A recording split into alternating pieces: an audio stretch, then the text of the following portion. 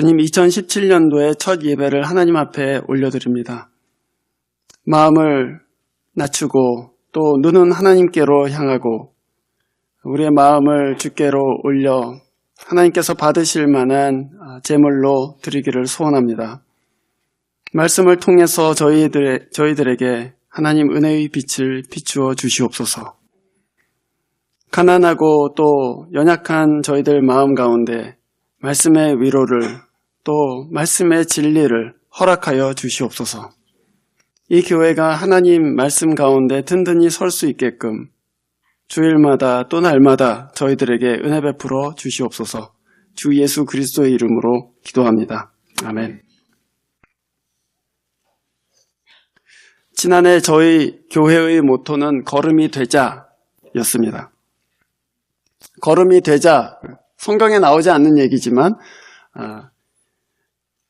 성경에 비슷한 얘기는 있죠. 자기를 부정하고 또 십자가를 지고 그렇게 얘기하지 않습니까? 그래서 걸음이 되자 다른 사람을 이롭게 하는 밑바탕이 되는 사람이 되자 그렇게 저희들이 모토를 했었습니다. 올해는 저희들이 그 거름된 그 토양 위에다가 믿음의 뿌리를 내리자 그런 생각으로 저희들이 아까 함께 인사한 대로 말씀의 뿌리 내리는 삶 그렇게 모토를 정해봤습니다. 온 교회가 믿음의 그 말씀의 뿌리를 깊이 내리고 견고하게 1년 동안 섰으면 좋겠다는 것이 저의 바람이고 또 기도 제목입니다. 여러분, 이 1년 동안에 저희 교회 함께 신앙생활하면서 또 말씀 나누면서 여러분 믿음이 다른 무엇이 아니라 하나님 말씀에 견고하게 뿌리 내리실 수 있기를 바랍니다. 오늘 우리가 읽은 시편 1편 말씀은 사실은 이스라엘의 기도책에 가장 먼저 나오는 기도입니다. 이스라엘 사람들은 이 시편을 가지고 수천 년 동안 이 시편을 가지고 기도했습니다. 그러니까 우리는 지금 기도하려고 하면 아무것도 없지만 이 유대인들은 시편을 낮은 목소리로 이렇게 읊조리면서 이 시편과 함께 자기의 마음을 담아서 하나님께 올려드렸습니다. 그러니까 이 시편은 기도의 책이죠. 기도할 때 쓰는 책입니다. 근데 여러분, 기도할 때 여러분 왜 기도하십니까? 거창한 대의를 위해서 기도하시는 분들도 계시겠지만 대부분의 사람들은 복을 위해서 기도하죠. 우리 삶의 복을 위해서 또 우리 이웃의 복을 위해서 또 이 도시의 복을 위해서 기도합니다. 기도는 복을 구하는 것입니다. 우리 복이 없기 때문에 하나님 저희들한테 복 내려주십시오. 은혜 베풀어 주십시오 하면서 기도하죠. 그런데 이 시편 1편 이스라엘의 기도책의 맨 처음에 나오는 구절이 뭡니까? 복 있는 사람 이렇게 시작했어요. 복 있는 사람은 이런 사람이다 라고 얘기했는데 결국 무슨 얘기냐면은 복 있는 사람은 말씀에 뿌리 내린 사람이다 그렇게 얘기합니다. 그래서 이스라엘이 이 시편으로 기도할 때 내 소원이 이루어지는 게 복이 아니라 내 삶이 하나님 말씀에 뿌리 내리고 있는 게 복이구나라고 처음부터 생각하고 기도하게 되는 거죠. 우리가 기도할 때는 자기가 원하는 것을 해달라고 하나님께 기도하고 그러지만 시편으로 기도하려고 하면은 복 있는 사람은 그러면서 시냇가에 심기운 나무처럼 하나님 말씀에 깊이 뿌리 내린 사람, 그 사람이 복 있다. 그러니까 복은 내가 생각한 그런 것이 아니구나. 하나님 말씀에 깊이 뿌리 내리는 것이구나. 그러고 시작하는 거예요, 사실은. 그래서 이 시편이 우리가 기도할 때 우리의 기도를 가르치고 우리가 마땅히 하나님 앞에 구해야 될 것들을 가르치는 것이죠. 여러분, 올 한 해 동안에 기도하실 때 이 시편의 말씀으로 기도하실 수 있기를 바랍니다. 주님께서 가르쳐 주실 것입니다. 오늘 이 앞에서 말씀드린 것처럼 복 있는 사람은 그 하나님 말씀에 깊이 뿌리 내린 사람이다 이렇게 말씀드렸습니다. 그 사람들한테는 4가지의 특징이 이 시편에 의하면 나타납니다. 그래서 한 4가지 정도의 우리가 하나님 말씀에 깊이 뿌리 내리면 어떤 삶의 특징들이 나타나고 또 그것이 우리를 이롭게 하는지를 살펴보도록 하겠습니다. 첫 번째는 말씀에 깊이 뿌리 내린 사람은 분별력을 갖게 됩니다. 여러분 시편 1편 1절을 보시면은 복 있는 사람은 하고서는 부정어법으로 시작했습니다. 이런 사람은 아니다. 악인의 꾀를 따르지 않고 죄인의 길에 서지 않고 오만한 자의 자리에 앉지 않는다. 그렇게 얘기했습니다. 그거는 그냥 안 한다는 얘기가 아닙니다, 여러분.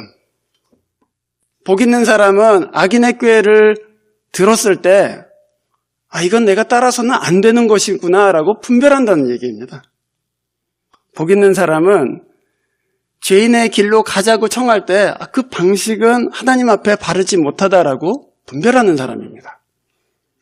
또 그 자리는 내가 앉아서는 안 되는 자리입니다라고 분별해내는 사람이에요. 죄가 우리를 어떻게 사로잡습니까, 여러분?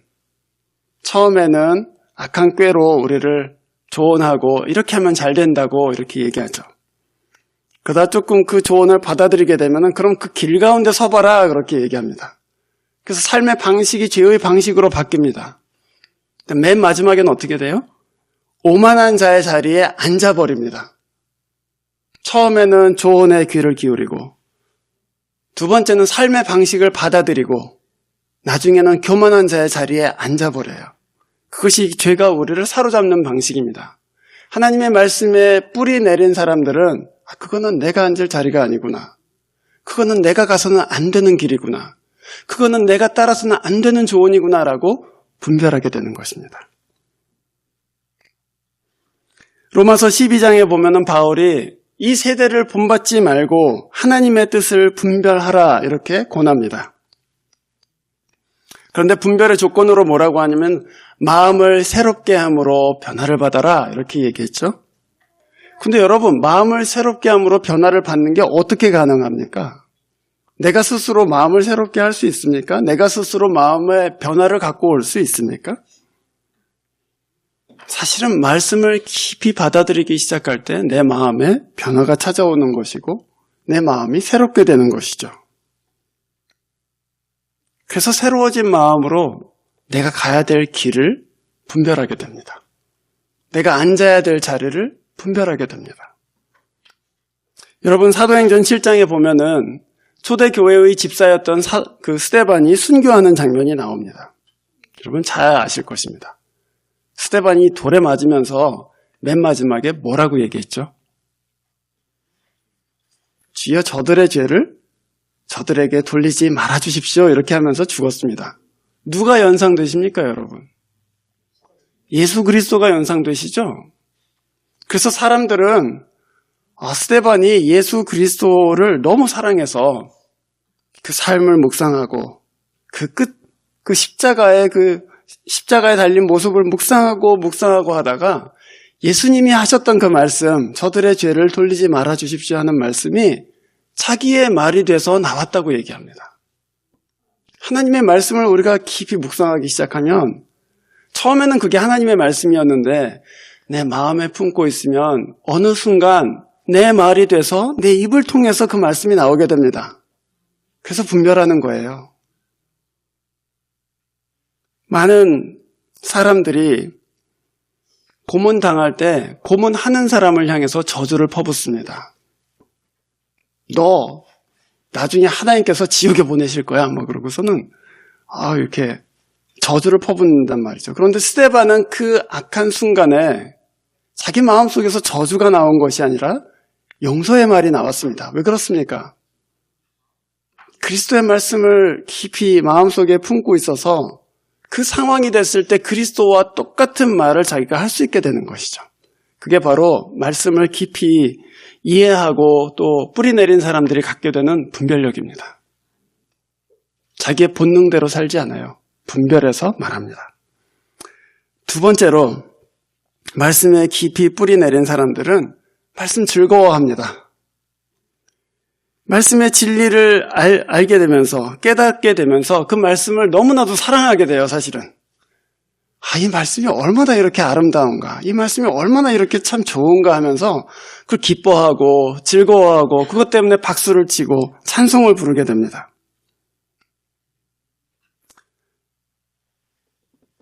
저는 신학교에 가기 전부터 구약을 굉장히 좋아했습니다. 제가 특별히 좋아하는 성경은 구약 성경 중에서도 신명기입니다. 최근에 제가 또 신명기를 쭉 통독하다가 내가 이러니까 신명기를 좋아하지. 그런 구절들을 여러 만났습니다, 사실은. 그 중에서 제가 두 구절을 소개하려고 그럽니다. 첫 번째 구절을 제가 읽어드리겠습니다. 신명기 24장 19절 말씀입니다. 당신들이 밭에서 곡식을 거둘 때에 곡식 한 묶음을 잊어버리고 왔거든 그것을 가지러 되돌아가지 마십시오. 그것은 외국 사람과 고아와 과부에게 돌아갈 몫입니다. 그래야만 주 당신들의 하나님이 당신들이 하는 모든 일에 복을 내려주실 것입니다. 밭에 나가서 추수를 했어요. 추수를 하고 집에 이제 다 추수단을 갖고 집에 와서 이렇게 세보는데 어라? 하나 없다. 밖에다가 놔두고 왔구나. 밭에 그대로 있구나. 그래서 깨닫게 되거든 그 밭으로 다시 돌아가지 말라는 얘기입니다. 왜냐? 그 밭에 외국 사람과 고아와 과부와 나그네들이 와서 그것을 갖고 갈 것이기 때문이다. 그거를 애써 가서 다 긁어오지 말라는 얘기입니다. 두 번째 구절은 같은 장에 있는 10절, 11절, 신명기 24장 10절, 11절 말씀입니다. 당신들은 이웃에게 무엇을 구워줄 때에 담보물을 잡으려고 그의 집에 들어가지 마십시오. 당신들은 바깥에 서 있고 당신들에게서 꾸는 이웃이 담보물을 가지고 당신들에게 나오게 하십시오. 잘 이해가 안 되시죠? 여러분 옛날에 한국의 드라마들을 보면은 그 집이 경매로 넘어가게 될 때 빚쟁이들이 막 찾아와서 집 안에 들어가서 뭐 하죠? 차 딱지를 막 붙입니다. 이거는 무슨 뱅크 거, 이것은 채무자 누구 거 하면서 이런 종이 쪽지 같은 거를 가구에도 붙이고 텔레비에도 붙이고 막 그래요. 무슨 얘기냐면 이 사람 빚진 사람인데 이제 망했으니까 이것들은 다 내 거야 라고 먼저 붙이는 겁니다. 구약 성경은 그것을 금합니다. 그거 하지 말라는 거예요. 너는 밖에 서 있고 빚을 진 사람이 자기 안에서 집에 들어가서 이거를 차물로 갖고 가라고 집 밖으로 꺼내 오기까지 집 안으로 들어가지 말라 그 얘기입니다. 왜 그럴까요? 여러분 한번 생각해 보십시오. 자기 아버지가 사업을 하다가 망했는데 빚쟁이들이 안방까지 들어와서 텔레비에다가 딱지를 붙이고 또 아이들이 자고 있는 그 베드에다가 딱지를 붙이고 책상에다 딱지를 붙이고 이거 내 거라고 니네 아빠가 빚을 졌다고.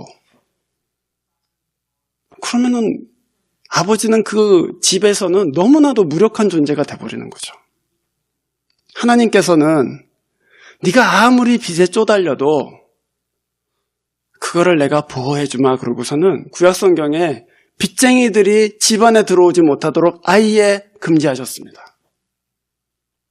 저는 그 구절을 읽으면서 너무 하나님이 너무 위대해 보이는 거예요, 사실은.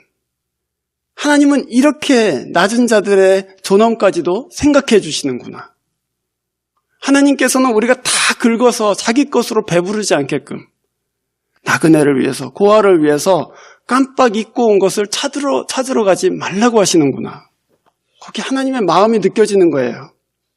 하나님은 아무 의지가 없는 사람들을 향해서 사랑하는 마음, 긍휼히 여기는 마음을 갖고 계시는구나.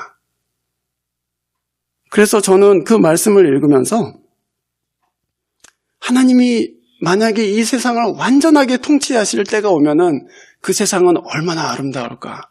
그런 생각을 하게 됩니다. 돈이 없어서 쫓겨나가는 사람이 없어요. 빚쟁이들이 들어와서 막 인간의 존엄을 다 짓밟아버리고 아버지를 막 끌어가고 하는 일이 없습니다. 그 구절들을 읽으면서 저는 그렇게 기도해요.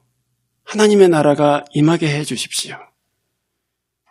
주님이 다스려 주십시오. 이 불의한 그런 세상의 권세가 다 사라지고 예수 그리스도께서 오셔서 그 마음으로, 그 사랑으로, 그 긍휼함으로 이 세상을 다스려 주십시오 하는 기도가 나온다고요. 그래서 말씀에 깊이 우리가 뿌리 내리게 될 때 그 말씀의 아름다움을 보고 즐거워하게 되는 거예요. 이렇게 됐으면 좋겠다. 이런 세상이 왔으면 좋겠다 하고 기뻐하게 됩니다. 우리의 마음, 그 하나님의 말씀을 깊이 받아들이게 되면 그럼 여러분, 우리에게 빚진 사람이 있을 때 함부로 그 사람을 대하지 못하게 됩니다. 그렇지 않겠어요?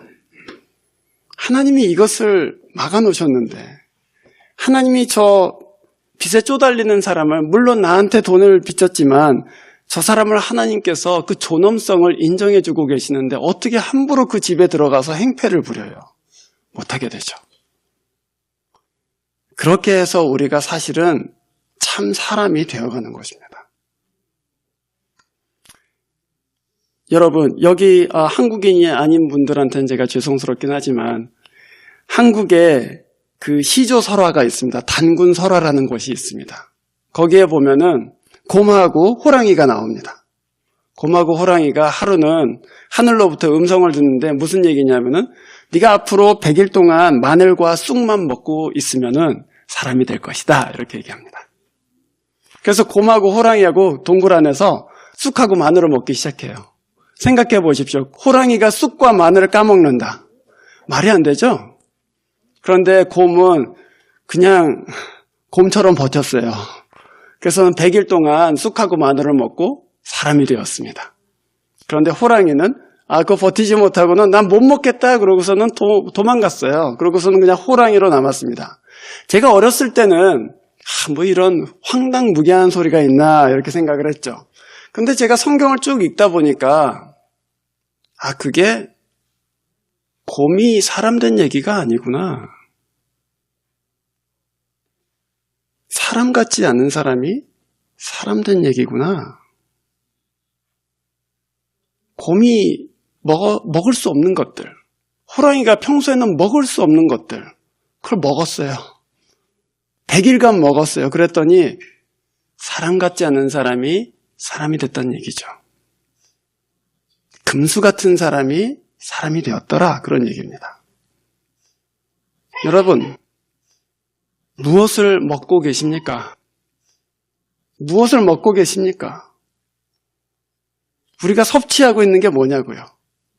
우리가 진짜 사람이 되려면 우리가 그냥 자연인으로서는 먹지 않을 것을 먹어야 되는 거예요, 사실은. 우리가 곰이 쑥과 마늘을 먹고 사람이 되는 것처럼 그냥 예수를 안 믿었던 사람들이 내가 예수를 안 믿기 때문에 절대 안 먹을 거예요. 뭐예요? 성경 말씀이죠. 그 말씀을 오랫동안 섭취하면 진짜 사람이 되는 거예요, 사실은. 그게 오늘 우리가 이 설교 후에 함께 나누게 될 바로 이 성찬입니다.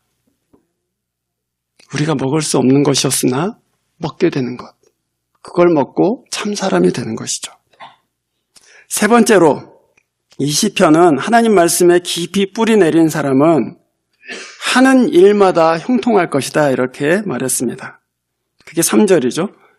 그는 시냇가에 심은 나무가 철 따라 열매를 맺으며 그 잎이 시들지 아니함 같으니 하는 일마다 형통할 것이다. 잘 될 것이다 이렇게 얘기했습니다.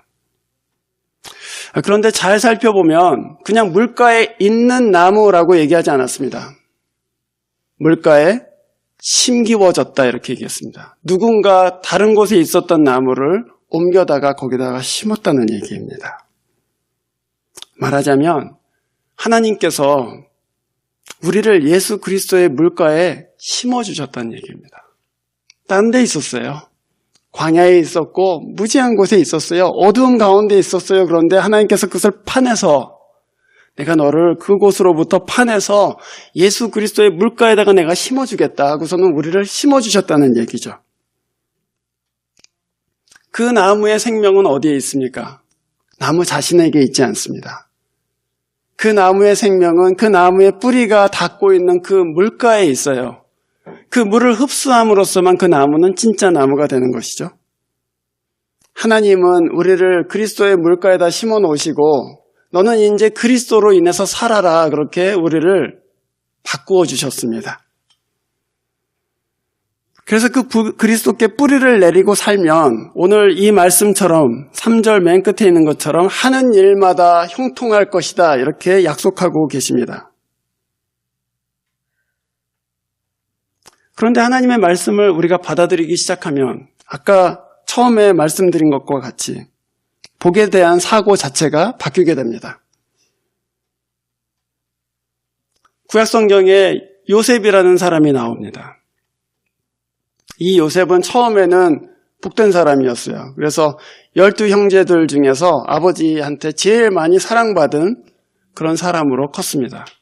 형제들의 미움을 받아서 애굽의 종으로 팔려갑니다. 하루아침에 불행한 인생이 됩니다. 종으로 팔려갔는데 성경이 요셉을 묘사하면서 뭐라고 하냐면은 하나님이 그와 함께 계셨기 때문에 그가 형통했다 이렇게 얘기합니다. 종으로 가서 열심히 일했어요. 주인의 인정을 받았습니다. 근데 주인의 아내가 막 유혹을 합니다. 그래서 난 그거 못합니다. 하나님 앞에서 그런 일 못합니다 하자 그 음모를 딱 꾸며갖고는 그 사람이 억울한 누명을 쓰고 옥에 들어가게 됩니다. 죄수의 몸이 되었어요. 그런데 성경이 다시 한번 얘기해요. 요셉이 하나님과 함께 있음에 그가 형통했다. 종이 돼도 형통했다고 하고 옥에 들어가도 형통했다고 그럽니다. 말하자면 내 한 몸이 잘 먹고 잘 사는 것이 형통한 것이 아니구나라는 것을 성경이 우리한테 가르쳐 줍니다. 네가 잘 먹는다고 해서 복 받은 것이 아니다. 네 앞길이 지금 탁탁 열리고 있다고 해서 네가 복 받은 것이 아니다. 네가 복 받는 길은 네가 하나님과 함께 있는 것이다. 그렇게 말씀해 주시는 것이죠. 어디로 가든지 그리스도와 함께 있다면 여러분은 복 받은 사람들입니다. 무엇을 하든지 여러분의 길이 열리건 막히건 앞이 잘 보이지 않건 잘 보이건 간에 여러분의 믿음의 뿌리가 그리스도께 내려져 있으면 여러분은 복 받은 사람입니다. 그것으로 인해서 여러분만 행복한 것이 아니라 여러분 주변에 있는 사람들도 함께 복을 받게 되는 것이죠. 요셉은 결국 그 옥에서 여러 가지 일들을 통해서 결국에는 애굽의 총리가 됩니다. 요셉이 총리가 됐을 때 복받은 것이 아니죠. 요셉이 하나님과 함께 있기 때문에 하나님께서 그를 사용하셔서 총리를 삼으시고 총리의 직에 올리신 다음에 애굽에 있는 모든 기근으로 인해서 힘든 사람들을 구원하신 것입니다. 말하자면 여러분이 예수 그리스도께 뿌리를 내리고 있으면 여러분만 복을 받는 것이 아니라 여러분을 통해서 여러분의 가족들과 여러분의 이웃들과 그리고 여러분이 살고 있는 도시가 복을 받게 된다, 그런 말씀입니다. 그런 의미에서 그리스도인의 삶은 철저하게 정치적입니다. 더불어 사는 삶이에요. 혼자 복받는 삶이 아니라 함께 복받는 삶입니다. 하나님의 말씀에 뿌리를 깊이 내리면 아까 말씀드린 대로 이웃들이 눈에 들어오기 시작해요. 아프겠다, 힘들겠다, 그렇게 이웃들의 아픔과 고난이 눈에 들어오기 시작해요. 그럼 함부로 할 수가 없죠. 마음을 쓰게 되고 지갑을 열어서 도와주게 되고 내가 가서 짐이라도 날라주고 하는 일들이 생기는 것이죠. 그래서 잎이 시들지 않습니다. 이 말씀에 그렇게 돼 있잖아요. 시냇가에 심은 나무, 잎이 시들지 않는다, 생명력이 있다, 그거예요. 예수께 깊이 뿌리를 내리세요, 여러분. 그럼 여러분의 일이 어떻게 되건 간에 여러분이 시들지 않습니다. 자기 욕심으로 살지 않고 말씀이 우리에게 가르치시는 바를 따라서 사랑과 겸손함으로 또 배려함으로 살게 됩니다. 이 시편에는 복 있는 사람과 대비되어 있는 한 사람이 나옵니다. 그 사람은 바로 1절에 나와 있는 것처럼 오만한 자입니다. 말하자면 하나님의 말씀에 뿌리 내리지 못한 사람들은 악인의 꾀를 듣게 되고 죄인의 길에 서게 되다가 나중에는 오만한 자의, 교만한 자의 자리에 앉게 된다, 그렇게 얘기했습니다. 그런데 여러분 잘 보면요, 오만한 자 할 때는 복수로 돼 있는데 자리 할 때는 단수로 돼 있습니다. 자리는 하나예요. 오만한 자의 자리는 자기 자신을 높이는 자리입니다. 내가 잘났다. 내가 최고다. 내가 다스리고 있다. 내가 더 크다. 이렇게 오만한 자의 자리는 자기를 영화롭게 하는 자리죠. 그런데 말씀에 뿌리 내린 사람이 가게 되는 자리는 어디입니까? 5절 말씀해 보십시오. 죄인은 의인의 모임에 참여하지 못한다. 말씀에 뿌리 내린 사람이 결국 속하게 되는 자리는 의인의 회중입니다. 의인의 회중은 뭐 하는 자리냐? 예배하는 자리입니다.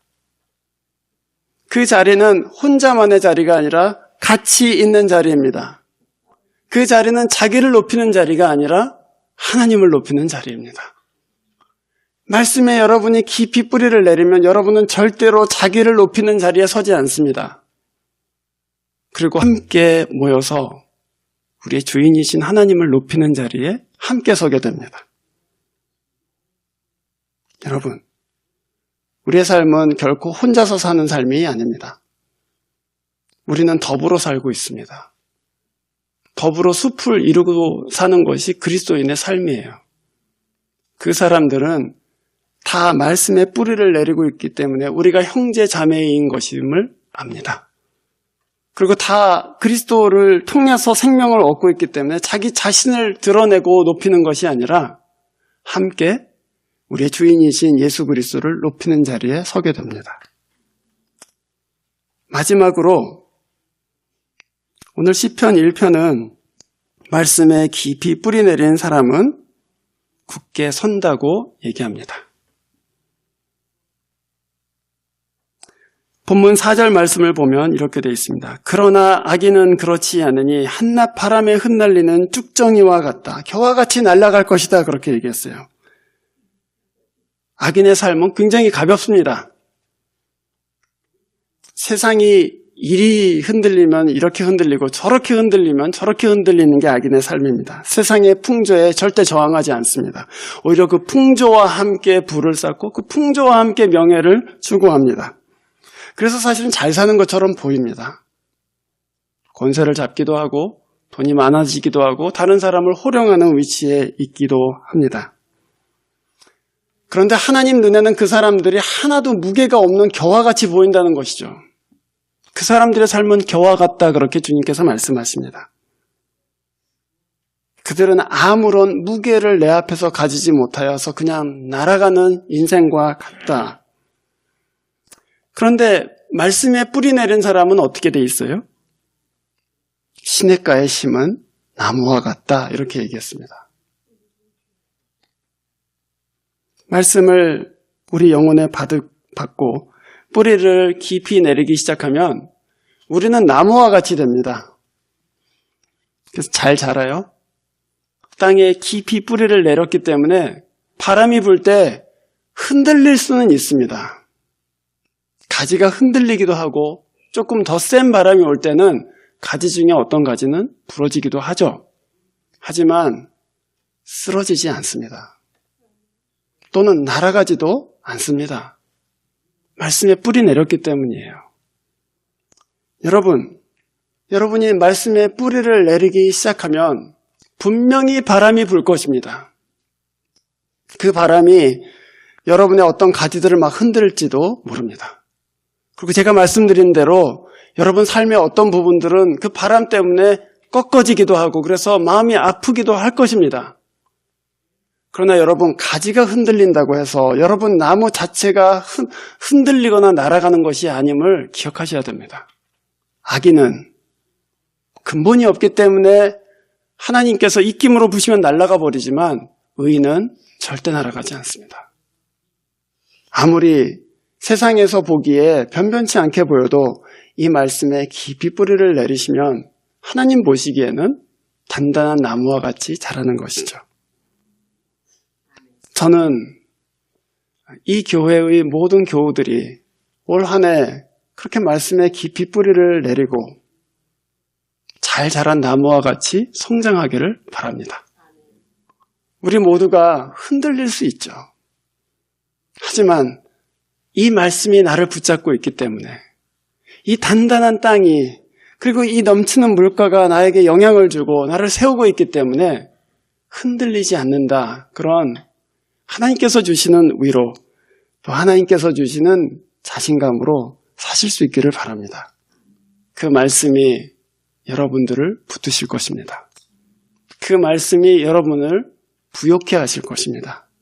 그리고 그 말씀이 여러분의 일마다 형통케 하고 여러분과 여러분의 가정과 그리고 이 도시를 세우실 줄로 믿습니다.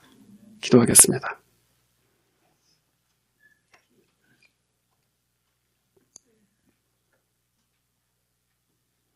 하나님, 한 말씀을 저희 영혼 가운데 허락해 주시고 그 말씀을 신실하게 지키게 하여 주시옵소서. 그 지킨 말씀에 깊이 뿌리를 내리고 그 말씀이 가르치는 바에 따라서 살 수 있도록 인도해 주시고 우리 눈을 열어서 거짓되고 경박한 세상의 풍조에 휩쓸리지 않고 영원하신 하나님의 말씀을 쫓아 사는 귀한 백성들 되도록 은혜 베풀어 주시옵소서. 주 예수 그리스도 이름으로 기도합니다. 아멘.